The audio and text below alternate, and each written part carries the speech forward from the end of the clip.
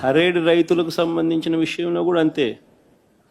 అసలు ఖరేడు రైతులకు సంబంధించింది ఒక విచిత్రమైన విషయం. ఇంకా ఆశ్చర్యం కలిగించే విషయం ఏంటి తెలుసా, ఇండోసోల్ అనే వాళ్లకు చేవూరు రేవూరు అనే గ్రామాల్లోనే గతంలో వాళ్ళ దగ్గర నుంచి 500 కోట్ల రూపాయలు డబ్బులు తీసుకుని ఆ డబ్బుతోనే అక్కడ ఆ ఊర్లలో ల్యాండ్ అక్విజిషన్ పూర్తి చేసి 5,000 ఎకరాల ల్యాండ్ అక్విజిషన్ కంప్లీట్ చేసి వాళ్ళకి ఇచ్చేసినాం, హ్యాండ్ ఓవర్ చేసినాం. ఇన్ఫ్యాక్ట్ అందులో 114 ఎకరాల్లో వాళ్ళు ఆల్రెడీ బిల్డింగులు కడతా ఉన్నారు. ఆల్రెడీ 1,200 కోట్లు ఖర్చు పెట్టి 1 గిగాబైట్కి సంబంధించిన ప్రాజెక్టు కూడా అక్కడ ఆల్రెడీ స్టార్ట్ అయిపోయింది.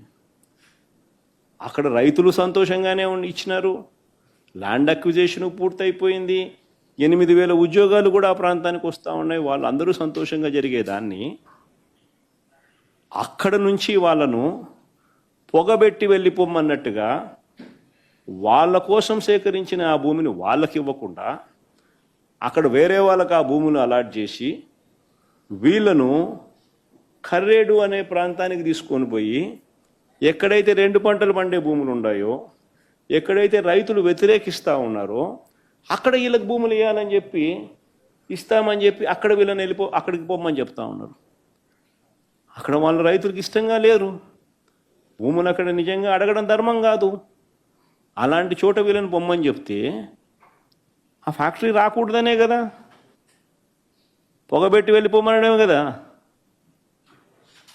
మరి ఇది 42,000 కోట్ల పెట్టుబడులు, 8,000 మందికి ఉద్యోగాలు వచ్చే అవకాశాలు, ఇవన్నీ మీరు ఏం చేస్తూ ఉన్నారు? ప్రాజెక్టులు రావడానికి చూస్తున్నారా, ప్రాజెక్టులను పంపించడానికి చూస్తున్నారా? ఒకవేళ ఇదే బీపీసీఎల్కు మీరు ల్యాండ్ ఇవ్వాలనుకుంటే ఇంకా వేరే ల్యాండ్ లేదా? గవర్నమెంట్ ల్యాండే ఉంది అదే జిల్లాలోనే, పక్క జిల్లాలోనే. ఇదే కృష్ణపట్నంలోనే ఇదే ఈనాడు రామోజీరావు గారి వియ్యంకుడికే 10,000 ఎకరాలు ఉన్నాయి. ఇయ్యచ్చు కదా, పక్కనే ఉంది. ఇంకా ప్రకాశం జిల్లాలో గవర్నమెంట్ ల్యాండే కొన్ని వేల ఎకరాలు ఉంది, ఇంకా అక్కడ ఇయ్యచ్చు కదా.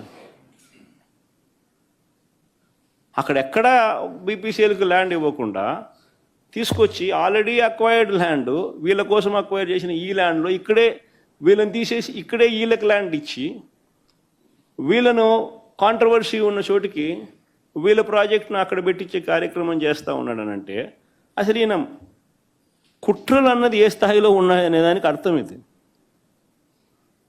పరిశ్రమలను ప్రోత్సహించడానికి ఈ మనిషి లేడు. పారిశ్రామికవేత్తలను బెదిరించి వాళ్ళతో సొమ్ము చేసుకునే దానికి ఈయన ఉన్నాడు. ఈయన పుణ్యాన ఇప్పటికే కుమారమంగళం బిర్లా, అల్ట్రాటెక్ సిమెంట్, ఒకసారి మా కడపలో పరిస్థితి చూస్తే వారం 10 రోజుల నుంచి వాళ్ళు ఫ్యాక్టరీ ఆపినారు.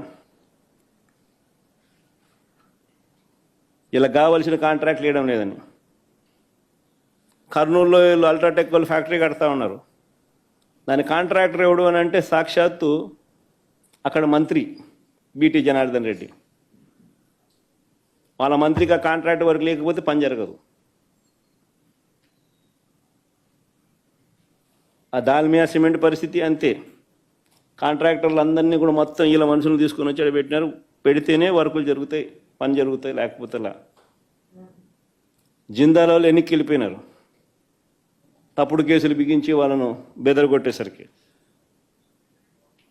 అరవిందో వాళ్ళు నమస్కారం పెడతా ఉన్నారు, చంద్రబాబు నాయుడు నీకు నమస్కారం అని.